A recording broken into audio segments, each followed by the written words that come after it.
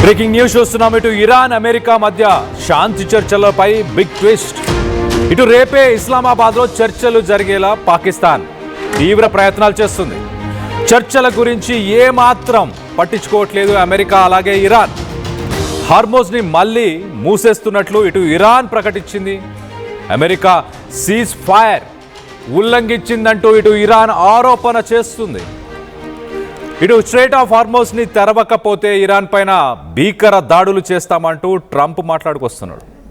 రేపు చర్చలు జరుగుతాయా లేదా అన్న దానిపై కొంత సందిగ్ధం ప్రస్తుతానికి ఏర్పడింది. ఇప్పటికే ఇరాన్లో పర్యటించారు పాకిస్తాన్కి సంబంధించిన army chief Asim Munir. America ప్రపోజల్స్ని ఆ ప్రతిపాదనలను ఇరాన్కు తెలియజేశాడు ఆసిమ్ మునీర్. చర్చలపై Iran parliament speaker Bashir Ghalif ఆయన కీలక వ్యాఖ్యలు చేశారు. అమెరికాతో ఒప్పందం ఇప్పట్లో కుదిరేలా లేదంటూ ఇటు బషీర్ చెప్పుకొచ్చారు. హార్మోజ్ ఎప్పటికీ ఇరాన్ నియంత్రణలోనే, ఇరాన్ కంట్రోల్లోనే ఉంటుందంటూ ఇటు ఇరాన్ పార్లమెంట్ స్పీకర్ మాట్లాడుకొచ్చారు. సో మొత్తం మీద ఆ పాయింట్స్ అన్ని డీటెయిల్గా మాట్లాడుకునే ప్రయత్నం చేద్దాం. రానున్న ఒక్కరోజు 24 గంటలు మాత్రమే ఇటు సీజ్ ఫైర్కి సమయం మిగిలి ఉంది. రేపటి లోపల గనక చర్చలు జరగకపోతే ఖచ్చితంగా యుద్ధం కొనసాగబోతుంది అంటూ ఇటు డిఫెన్స్ అనలిస్టులు, జియోపొలిటికల్ అనలిస్టులు చెప్తుకొస్తున్నారు. ఈ మీడియేషన్ టాక్స్కి, పీస్ టాక్స్కి ఇటు ట్రంప్ కానీ, ఇరానియన్ ఆఫీషియల్స్ కానీ, ఇరానియన్ గవర్నమెంట్కి సంబంధించిన వ్యక్తులు ఎవరు ఇంట్రెస్ట్ చూపించట్లేదు. ఎందుకు ఇంట్రెస్ట్ చూపించట్లేదు? ఆసిమ్ మునీర్ ఇటు పాకిస్తాన్ ఒక మీడియేషన్ని, అమెరికా అలాగే ఇరాన్ మధ్య ఒక మీడియేషన్ని ముందుకు తీసుకెళ్లే ప్రయత్నం చేస్తుంది. అమెరికాకు సంబంధించిన ప్రపోజల్స్ని ఆసిమ్ మునీర్ ఇరాన్కి వెళ్ళి అక్కడున్న ఆఫీషియల్స్కి ఆ ప్రపోజల్స్ని చెప్పే ప్రయత్నం చేశారు. ఇరాన్ ఆఫీషియల్స్, ఇరాన్ గవర్నమెంట్కి సంబంధించిన ప్రైమ్ మినిస్టర్, ప్రెసిడెంట్, వీరందరూ కూడా ఆ ప్రపోజల్స్ అన్నీ అమెరికా వన్ సైడెడ్ ఉన్నాయి. అంటే అమెరికాకి అనుకూలంగా మాత్రమే ఉన్నాయి ఆ ప్రపోజల్స్ అన్నీ. ఆ ప్రపోజల్స్ని మేము ముందుకు తీసుకెళ్లాలని ఏమాత్రం ఆలోచించట్లేదు అంటూ ఇరాన్ ఆఫీషియల్స్ చెప్పుకొస్తున్నారు. పాకిస్తాన్ ఇంటెన్స్ మీడియేషన్ టాక్స్ మొదట 25 గంటలు జరిగిన దాని తర్వాత సెకండ్ మీడియేషన్ టాక్స్ జరుగుతాయా లేవా అంటూ ఇటు ప్రపంచ దేశాలు టెన్షన్ పడుతున్నాయి. స్ట్రెయిట్ ఆఫ్ హార్మోజ్ని పర్మనెంట్గా క్లోజ్ చేసామని ఇరాన్ స్టేట్మెంట్ ఇచ్చింది. ఓపెన్ చేయకపోతే భీకర దాడులను చేస్తామంటూ ఇటు ట్రంప్ స్టేట్మెంట్ ఇస్తున్నాడు. ఇరాన్ స్ట్రెయిట్ ఆఫ్ హార్మోజ్ని ఒక స్ట్రాటజిక్గా, ఒక ట్రంప్ కార్డ్ లాగా, ఒక జోకర్ కార్డ్ లాగా ఈ గేమ్లో యూజ్ చేస్తుంది. స్ట్రెయిట్ ఆఫ్ హార్మోజ్ పైన మా కంట్రోల్ పూర్తిగా ఎల్లకాలం ఉంటుంది, దాన్ని ఎవరు మార్చలేరు అంటూ ఇరాన్ స్టేట్మెంట్ ఇచ్చింది.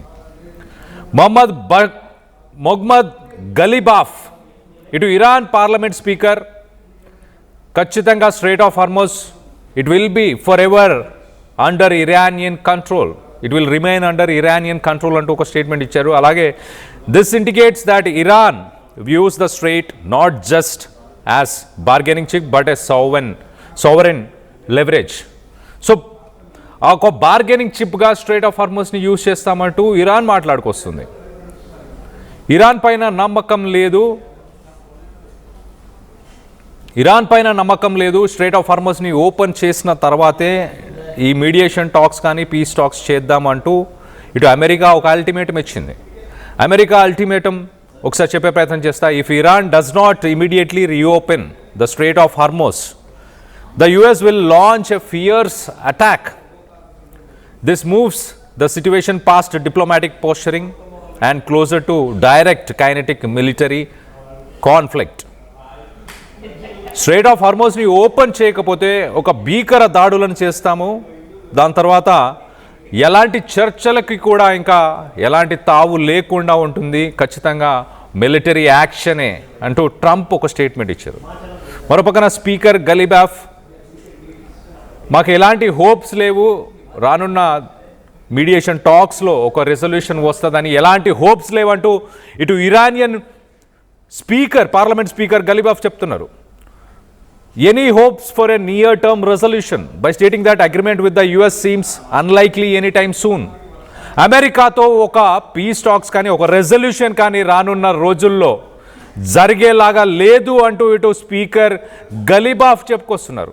సో మొత్తం మీద 24 గంటలు మాత్రమే ఇటు సీజ్ ఫైర్కి సంబంధించిన సమయం మిగిలి ఉంది. ఇప్పుడు ప్రస్తుతానికి ఆ 24 గంటల్లో చర్చలు కొనసాగవు, చర్చలు సఫలమవ్వవు అంటూ ఇటు ఇరాన్ స్పీకర్ చెప్తున్నారు. ట్రంప్ స్ట్రైట్ ఆఫ్ హార్మోజ్ని ఓపెన్ చేయకపోతే రానున్న రోజుల్లో భీకర దాడులు చేస్తానంటూ ఇటు ట్రంప్ స్టేట్మెంట్ ఇస్తున్నారు. సో ఏమాత్రం అమెరికా తగ్గట్లేదు, ఇరాన్ తగ్గట్లేదు. స్ట్రైట్ ఆఫ్ హార్మోజ్ని పూర్తిగా కంట్రోల్ మేమే చేస్తామంటూ ఇటు ఇరాన్ చెప్తుంది. సో మొత్తం మీద రానున్న రోజుల్లో గ్లోబల్ ఫ్యూయల్ ప్రైజెస్ ఇంక్రీజ్ అయ్యే అవకాశం చాలా క్లియర్గా కనిపిస్తుంది. అలాగే సిట్యువేషన్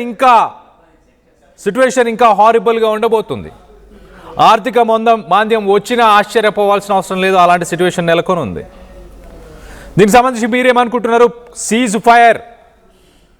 సీజ్ ఫైర్కి సంబంధించి 24 గంటలు మాత్రమే సమయం మిగిలి ఉన్నప్పుడు సీజ్ ఫైర్ని కంటిన్యూ చేయబోతుందా అమెరికా అలాగే ఇరాన్?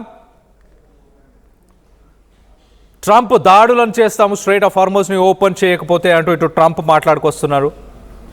ఏం జరగబోతుందని మీరు భావిస్తున్నారు?